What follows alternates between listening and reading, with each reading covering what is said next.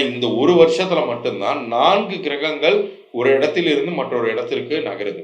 ஒரு பக்கம் சனி கும்பத்திலிருந்து மீனத்துக்கு போறாரு, இன்னொரு பக்கம் குரு ரிஷபத்திலிருந்து மிதுனத்துக்கு நகர்றாரு, ராகு கேது வேற பயிற்சி அடைகிறாங்க.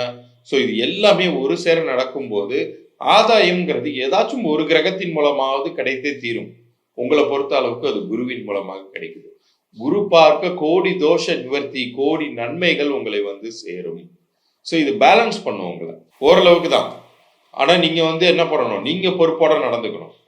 ஸோ நீங்கள் முடிந்தவரை மனதை அமைதியாக வைத்துக்கொண்டு ஒரு டிசிஷன் எடுக்கும்போது இறைவனை நம்பி நீங்கள் முடிந்தால் அந்த சித்தர் குருமகான்களுடைய சந்நிதி எங்கே இருந்தாலும் சரி, உங்கள் வீட்டில் அருகில் எங்கே இருந்தாலும் சரி, அவங்கள்ட்ட போயிட்டு நீங்கள் ஒரு ப்ரேயராக உங்களுடைய முடிவுகளை நீங்கள் கோரிக்கையாக வைத்துட்டு நீங்கள் இறங்குங்க.